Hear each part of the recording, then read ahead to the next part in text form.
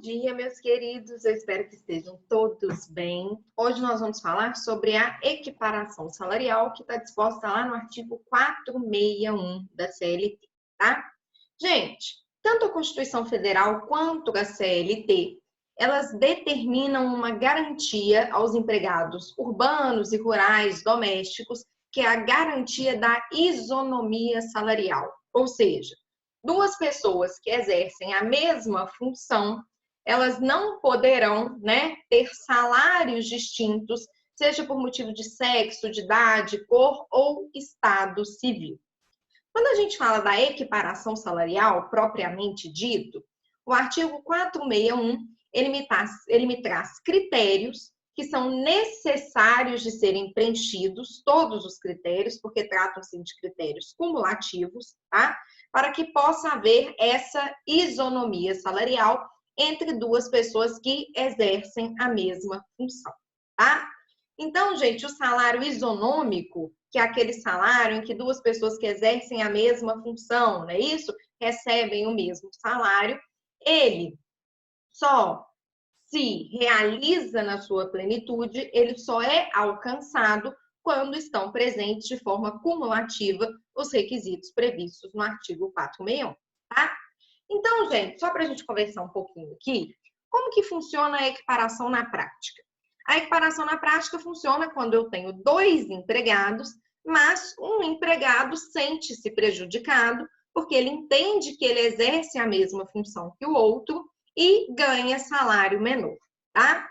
Nós vimos que, de acordo com a Constituição Federal e com a CLT, duas pessoas que exercem a mesma função não podem ter salários diferentes por razão de sexo, idade, cor ou estado civil. Ou seja, eu não posso ter um preconceito que está demonstrado nessa diferença salarial, tá? Essa pessoa, gente, que se sente injustiçada, que entende que ela ganha menos, que ela não tem isonomia salarial com o outro empregado, nós vamos chamá-la de paragonado, tá? Então, aqui na equiparação salarial, este empregado que ganha menos ao exercer a mesma função que outro empregado vai ser chamado de paragonado. E aquele empregado no qual ele se espelha, naquele empregado que ele entende que ele exerce as mesmas funções, mas que possui um salário maior, sem qualquer justificativa, vai ser chamado de paradigma, tá? Então, o paragonado é aquele que quer a equiparação salarial, o paragonado é aquele que ganha menos, e o paradigma, gente, vai ser o seu exemplo, vai ser a pessoa a quem ele vai, tecnicamente, se espelhar. É quem ele vai dizer, olha, fulano, meu paradigma, exerce a mesma função que eu, cumpre-se todos os requisitos do 461 que nós vamos ver a partir de agora, mas por alguma razão, esta pessoa, este paradigma, ganha menos que o paragonado, e isso não pode existir, porque o salário isonômico determina que, preenchidas as condições do 461, o salário tem que ser o quê, gente? Igual, beleza? Então, vamos conversar sobre esses requisitos da equiparação salarial que estão presentes no 461 CAPT e nos seus parágrafos. O 461 CAPT, ele me fala o seguinte: sendo idêntica a função a todo o trabalho de igual valor prestado ao mesmo empregador no mesmo estabelecimento empresarial, corresponderá igual salário, sem distinção de sexo, etnia, nacionalidade ou idade. Então, gente, da leitura do 461, a gente chega à conclusão que há 4 requisitos para que se tenha direito, para que o paragonado tenha direito, faça jus ao salário isonômico em relação ao seu paradigma. Quais são esses 4 requisitos? Primeiro, mesmo empregador, não é isso? Paradigma e paragonado tem que elaborar para o mesmo empregador no mesmo estabelecimento empresarial, exercendo a mesma função e exercendo um trabalho de igual valor. Então, são esses os 4 requisitos, eles são requisitos cumulativos que nós vamos ver, e são os requisitos essenciais à equiparação salarial. Se preenchidos pelo paragonado, o paragonado fará jus a um salário isonômico em relação ao seu paradigma. Então, paradigma e paragonado, repetindo, tem que trabalhar para o mesmo empregador no mesmo estabelecimento empresarial, exercendo a mesma função e com um trabalho de igual valor. Vamos conversar, gente, sobre cada um desses requisitos, passo a passo, aprofundar cada um desses requisitos. Primeiro requisito, e o mais importante deles, é a identidade de funções, tá? Lembrando que quando nós falamos que paradigma e paragonado têm que exercer a mesma função, não é relevante, gente, a denominação que é dada ao cargo. Então, eu posso ter, por exemplo, analistas de processos 4 e técnico de processos. O nome dado para o cargo, a denominação dada para o cargo é diferente, mas se o conjunto de atividades do analista de processos 4 e do técnico de processos for idêntico, se for igual, eu terei uma identidade de funções. Então, quando a gente fala em identidade de funções, é que paradigma e paragonado têm que exercer as mesmas atividades, tá? Então, se eu tenho, por exemplo, no escritório, um advogado audiencista e um advogado que só cumpre prazo, embora os dois sejam advogados, eles não têm identidade de funções, vocês percebem? As atividades exercidas ali são diferentes, tá? Outro exemplo que eu dei aqui para vocês é a questão dos professores universitários e dos professores primários. Embora eles tenham o mesmo cargo, que é de professores, eles exercem funções diferentes, tá? Quando a gente fala em identidade de funções, o ônus de comprovar que paradigma e paragonado exercem a mesma função é do paradigma, é do paragonado, desculpa, é daquele que está requerendo a equiparação salarial. Isso porque, gente, quando vocês entrarem no processo do trabalho, vocês vão entender, tá? Que a identidade de função é elemento constitutivo do direito do autor, é elemento constitutivo do direito aqui do reclamante. Por isso que o ônus de comprovar que há identidade de funções entre paragonado e paradigma é do paradigma, é daquele que está requerendo a equiparação salarial, tá? Além, gente, da identidade de funções, o outro requisito que consta, né, lá no 461 que nós lemos, além, né, dentro daqueles 4, é o trabalho de igual valor. O que vem a ser o trabalho de igual valor? O parágrafo 1º, ele determina que para trabalho de igual valor, será o que for feito com igual produtividade e com a mesma perfeição técnica entre pessoas cuja diferença de tempo de serviço para o mesmo empregador não seja superior a 4 anos e a diferença de tempo na função não seja superior a 2 anos. Então, gente, eu tenho aqui 2 requisitos, né, objetivos e um requisito temporal, tá?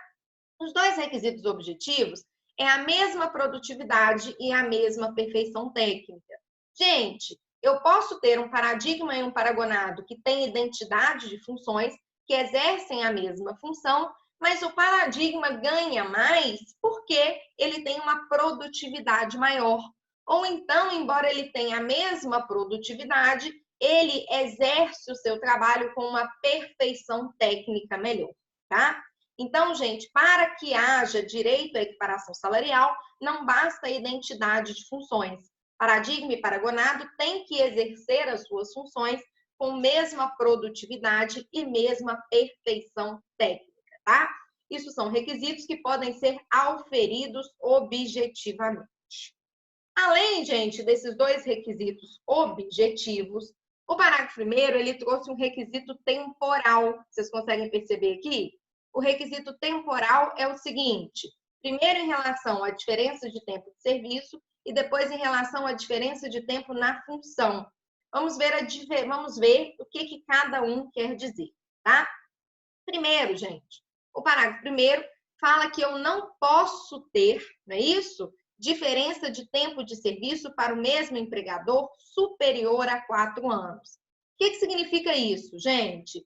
Que o tempo de existência de vínculo empregatício entre o paragonado, que é o empregado, e o seu paradigma, não pode ser superior a 4 anos. Quando ele fala tempo de serviço para o mesmo empregador, ele está se referindo ao vínculo empregatício em si. Então, vamos pensar na seguinte situação. Eu tenho um paradigma, tá? Que ele ingressou na empresa no ano de 2012, enquanto o paragonado ingressou na empresa no ano de 2015. A diferença, gente, de vínculo empregatício aqui para eles é de apenas 3 anos, tá? Agora, se eu tivesse um paradigma que ingressou na empresa em 2010 e um paragonado que ingressou na empresa em 2015, aí a diferença de tempo de serviço para o mesmo empregador é superior a 4 anos, percebem? É de 5 anos. Então, esse paradigma não poderia, né? Esse paragonado não faria jus à equiparação salarial em face desse paradigma, porque não cumpriria esse requisito de tempo de diferença de tempo de serviço para o mesmo empregador não superior a 4 anos, beleza? Então, entre paradigma e paragonado, o vínculo empregatício ali em relação ao mesmo empregador não pode ser superior a 4 anos, tá? Além disso, gente, além desse requisito temporal de 4 anos, ele traz um outro requisito temporal, quando ele fala no finalzinho do parágrafo 1º, e também a diferença de tempo na função não seja superior a 2 anos. Aqui, gente, ele está falando da diferença de tempo de serviço na função. O prazo de tempo de serviço na função entre paradigma e paragonado não pode ser superior a 2 anos. Vamos aqui nesse mesmo nosso exemplo. O paradigma entrou na empresa em 2002, tá? Como analista 1, beleza? E aí, gente, no ano de 2016, ele foi promovido a analista 2, beleza? O paragonado entrou na empresa em 2015, certinho. Ele entrou na empresa como técnico, tá? E aí, gente, em 2019, ele passou a exercer a função que ele entende, tá? Que nós vamos chamar de operador, tá? Que, embora o cargo seja diferente, teria uma identidade de funções com analista 2, tá?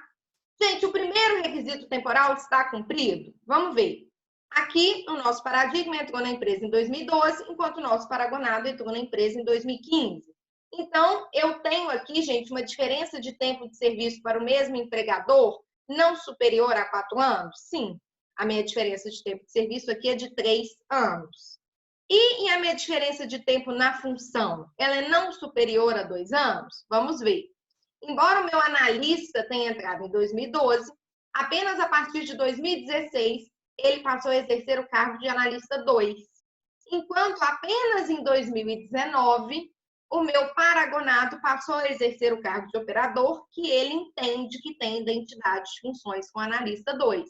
Então, na mesma função aqui, eu tenho uma diferença de 3 anos, que é, portanto, superior a 2, não caberia equiparação. Porém, se o meu paragonado tivesse passado a exercer as funções em 2017, aí eu cumpriria os 2 requisitos, percebem? Diferença não superior a 4 anos para labor, para o mesmo empregador, então diferença não superior a 4 anos em vínculo empregatício e diferença não superior a 2 anos exercendo a mesma função. Ok, meus amores? Então, vou limpar aqui, se vocês quiserem dar um print aí para ficar certinho. Para que haja, né, trabalho de igual valor, eu tenho que preencher esses 3 requisitos. Os requisitos objetivos, que é a mesma produtividade e a mesma perfeição técnica entre paradigma e paragonado, e os requisitos temporais, diferença de tempo de serviço para o mesmo empregador não superior a 4 anos e diferença de tempo de serviço na função não superior a 2 anos, ok? Gente, além do trabalho de igual valor, nós temos o próximo requisito, que é a questão de os nossos próximos 2 requisitos, que são que paradigma e paragonado têm que elaborar para o mesmo empregador no mesmo estabelecimento empresarial, tá? Gente, a questão do mesmo empregador, ela é bem tranquila, né? Mesmo empregador aqui, gente, eu entendo que inclui grupo econômico também, tá?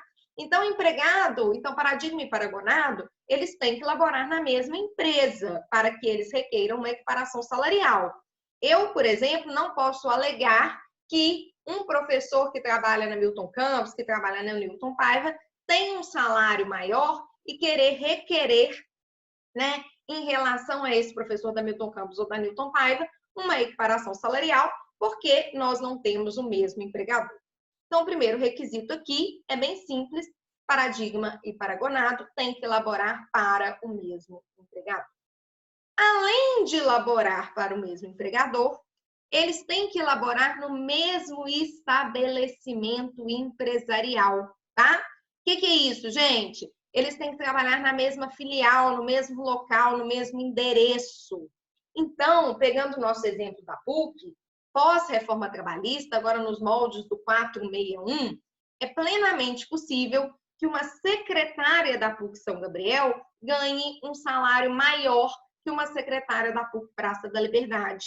Isso porque, embora elas laborem para o mesmo empregador, que é a Sociedade Mineira de Cultura, elas não trabalham no mesmo estabelecimento empresarial, tá? Lembrem-se, mesmo estabelecimento empresarial é o mesmo local, é o mesmo endereço, tá? Antes da reforma trabalhista, gente, não era assim. Antes da reforma trabalhista, bastava trabalhar para o mesmo empregador na mesma região metropolitana. Só a título de curiosidade para vocês, houve alteração no texto legal para se inserir esse requisito do mesmo estabelecimento empresarial por lobby dos bancários, tá? Para que os bancários pudessem pagar salários diferentes para empregados de agências diferentes, tá? Isso acabou sendo um lobby dos bancários, ok? Mesmo empregador e mesmo estabelecimento empresarial. Como eu disse para vocês, gente, a identidade de função, né? Ela é um fato constitutivo, é um fato que constitui o direito do autor, que constitui o direito do reclamante. Por isso que a identidade de função é algo que deve ser comprovado pelo paragonado, é algo que deve ser comprovado pelo reclamante. Já, gente, os demais requisitos, trabalho de igual valor, mesmo empregador, mesmo estabelecimento empresarial e outras questões obstativas, impeditivas à equiparação salarial, que nós vamos ver à frente, são ônus da prova do reclamado, do empregador, tá? Porque representam fatos que obstam, fatos que impedem o direito à equiparação salarial, tá? Por isso que os demais requisitos, tal como trabalho de mesmo valor, mesmo empregador e mesmo estabelecimento empresarial, são requisitos que devem ser comprovados pelo empregador, porque são requisitos que vão impedir, que vão obstar o direito do paragonado de requerer a equiparação salarial, ok? Gente, seguindo os parágrafos do meu 461, né? Nós estudamos aqui o 461, CAPT, o 461, parágrafo 1º, que traz os meus requisitos da equiparação salarial. Nós vamos nos deparar com outras situações que podem impedir a equiparação salarial, com outras situações que podem obstar a equiparação salarial, beleza? Já, no próximo slide, a gente vai conversar sobre esses demais, né? Sobre essas demais situações, ok? Muito obrigada, até o próximo bloco.